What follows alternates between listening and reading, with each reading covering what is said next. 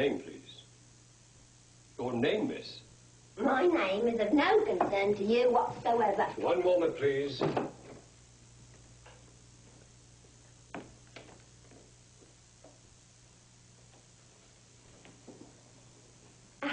London is getting so dirty these days. I'm Mrs. Pierce, the housekeeper. Can I help you? Oh, good morning, Mrs. I'd like to see the professor, please. Could you tell me what it's about? It's business of a personal nature. Oh, one moment, please.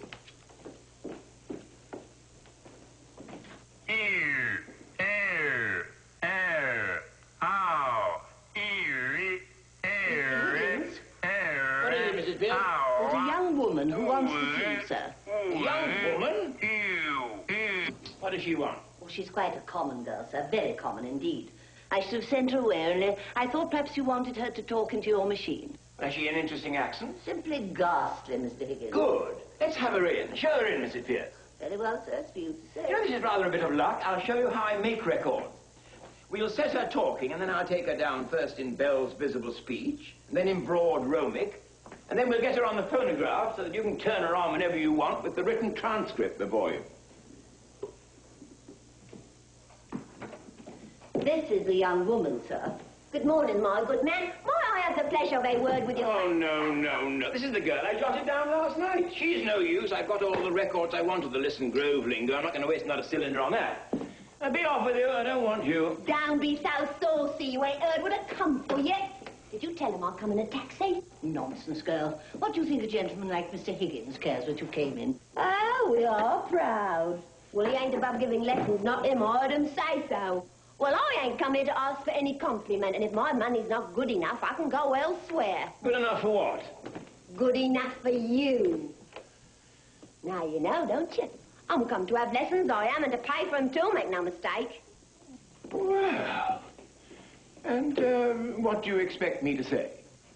Well, if you was a gentleman, you might ask me to sit down, I think. Don't I tell you I'm bringing you business? Pickering, should we ask this baggage to sit down, or should we just throw her out of the window? Oh, I won't be called a baggage, not when I've offered to pay like any lady. What do you want, my girl?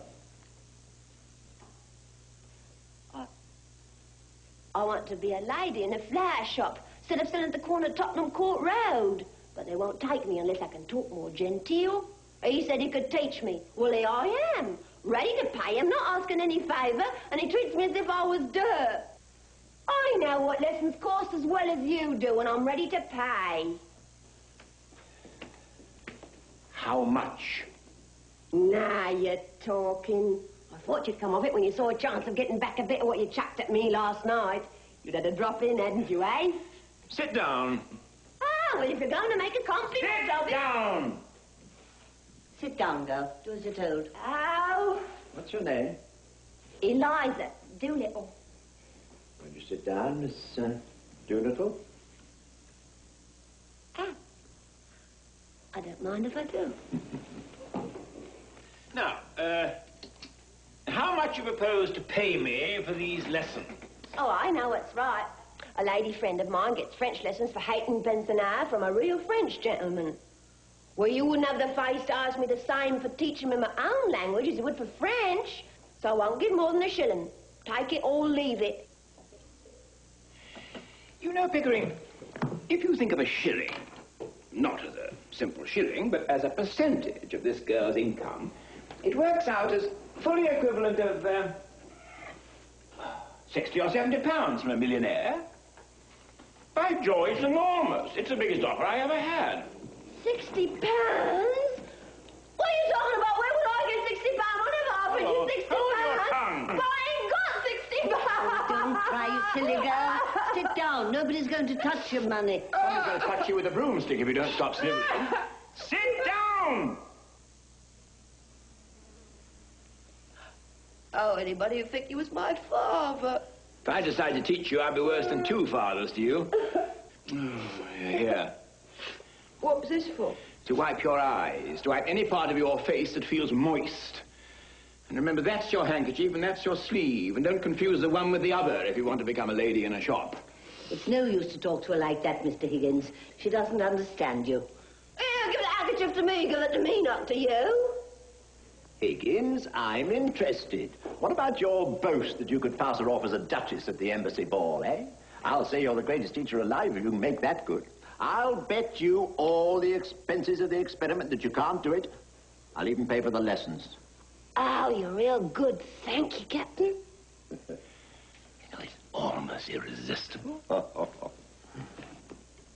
She's so deliciously low, so horribly dirty.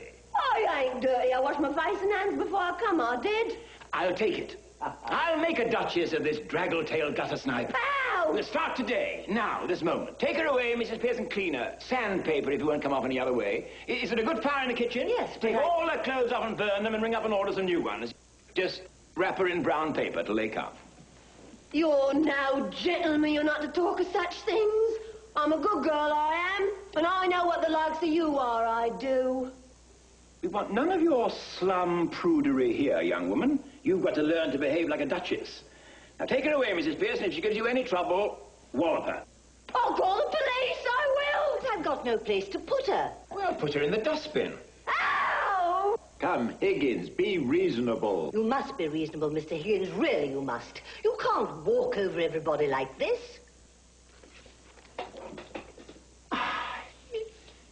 Walk over everybody?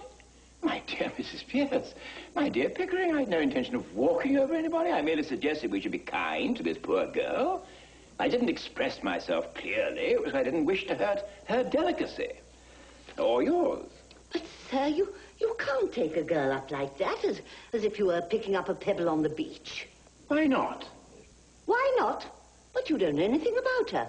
What about her parents? She may be married. Gone. There, as the girl very properly says, gone. Who'd marry me? By George, Eliza, the streets will be strewn with the bodies of men shooting themselves for your sake before I've done with you. Here, I'm going. He's off his chump, he is. I don't want no barmies teaching me. Oh, mad, Anna. All right, Mrs. Pierce, don't ring up and order those new clothes. Throw her out. Stop, Mr. Higgins. I won't allow it. Go home to your parents, girl. I ain't got no parents. There you are. You ain't got no parents. What's all the fuss about? Nobody wants